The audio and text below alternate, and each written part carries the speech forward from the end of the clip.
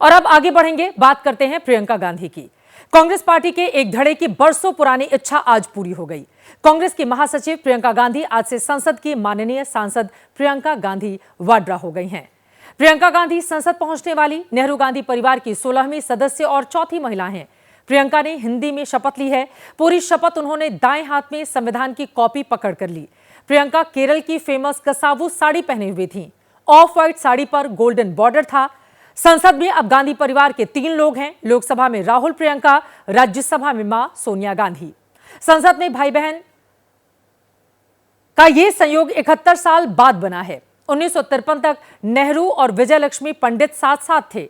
वैसे तो राजनीति और ग्लैमर दोनों अलग अलग चीजें हैं, फिर भी मैंने प्रियंका पर यह डिटेल्स इसलिए दी क्योंकि कुछ लोगों के लिए यही आज की खबर है। आप माने या ना माने, राजनीति में गांधी परिवार का ग्लैमर तो रहा है। अक्सर बातें उनकी सियासत के बजाय उनके लुक्स, उन्होंने क्या पहन कर रखा हुआ है, ड्रेस सेंस, उनके हेयर स्टाइल पर चली जाती हैं।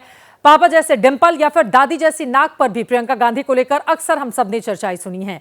लेकिन हम कुछ दूसरे सवालों पर भी बात करेंगे। मोटे तौर पर अब 3 महत्वपूर्ण सवाल हैं।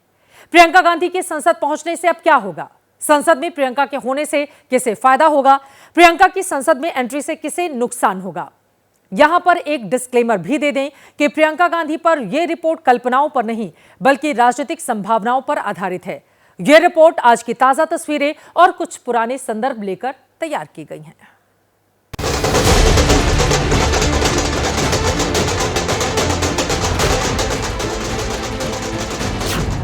प्रियंका गांधी को लेकर कांग्रेस के जोश की उच्चतम सीमा है ये।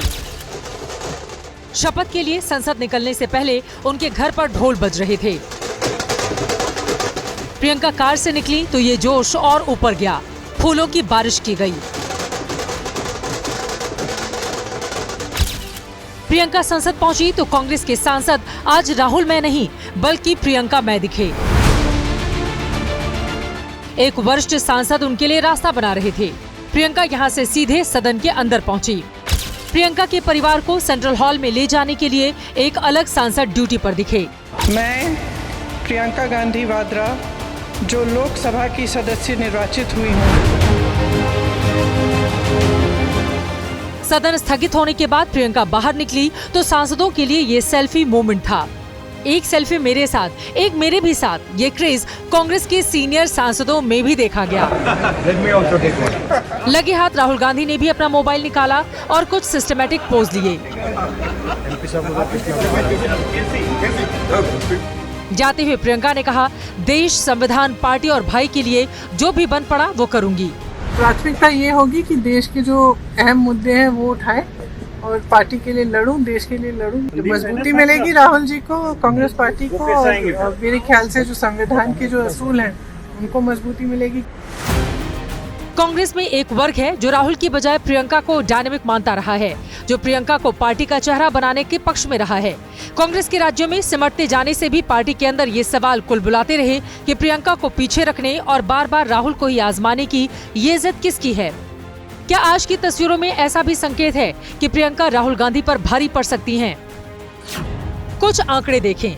राहुल गांधी 20 साल से राजनीति में हैं, 5वीं बार सांसद बने हैं। प्रियंका गांधी 5 साल से राजनीति में है, पहली बार सांसद बनी। वायनाड में प्रियंका की जीत का स्ट्राइक रेट 65% था, जबकि राहुल गांधी का 60%। 2013 में कांग्रेस उपाध्यक्ष बनने से 2019 में अध्यक्ष पद छोड़ने तक राहुल के नेतृत्व में कांग्रेस 2 लोकसभा और 38 विधानसभा चुनाव हार चुकी है।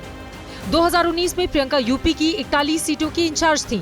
कांग्रेस सिर्फ 1 सीट रायबरेली ही जीत पाई। 2022 में प्रियंका यूपी की 403 विधानसभा सीटों की इंचार्ज थीं।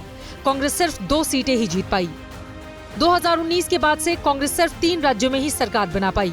31 में हारी है। इनमें भी पार्टी के टॉप 2 कैंपेनर राहुल और प्रियंका ही थे। कुछ और भी तुलनाएं हैं। राहुल गांधी बीते 10 साल में बीजेपी को जवाब देने में कई बार फंसते हैं। चौकीदार चोर है, पीठ पर डंडा और आरएसएस हत्यारा है जैसे बयान उन्हीं के खिलाफ हथियार साबित हुए हैं। राहुल को लेकर ट्रोल और मीम्स आर्मी कभी भी बेरोजगार नहीं रही, जबकि प्रियंका नपातुला बोलती हैं, टू द पॉइंट रहती हैं, शब्दों का चयन सावधानी से करती हैं, जवाब बहुत लंबे नहीं होते उनके। Yes, we are all very happy and proud. Yes, we are all very happy and proud. लेकिन जो राहुल प्रियंका के एक साथ आने को 1 और 1 11 बता रहे हैं, उन्हें पीएम मोदी के जवाबी वार का भी अंदाजा रखना होगा। कांग्रेस के खिलाफ परिवारवाद का मुद्दा फिर ऊपर होगा। संसद में बैठे राहुल और प्रियंका परिवारवाद का केंद्र होंगे। लोकसभा में अखिलेश और डिंपल यादव पहले से मौजूद हैं। परिवारवाद पर पीएम मोदी के हमले कांग्रेस को और चुभेंगे। कुछ और भी चीजें देखने की होंगी। संसद में राहुल को विपक्ष का ज्यादा रिस्पांस मिलेगा या फिर प्रियंका को। शायद ये भी देखा जाएगा कि दोनों के संसद से निकलते ही न्यूज वाले पहले राहुल का कमेंट लेने भागेंगे या फिर प्रियंका गांधी की पहली प्रतिक्रिया ली जाएगी। तो मोटे तौर पर यही आज का प्रियंका विश्लेषण था। उम्मीद है प्रियंका के संसद पहुंचने से किसे फायदा है और किसे नुकसान, आप ये समझ पाए होंगे। लेकिन जैसा कि मैंने पहले कहा था, आप राजनीति में गांधी परिवार के ग्लैमर से इनकार नहीं कर सकते।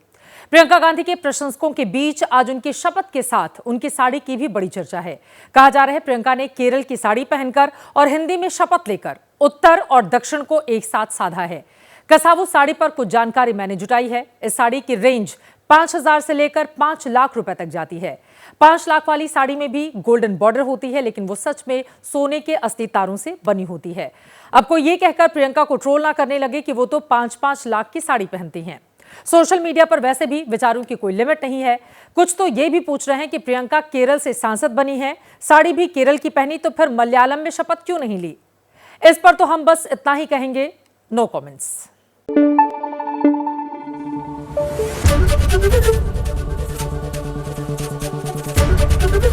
एबीपी न्यूज आपको रखे आगे।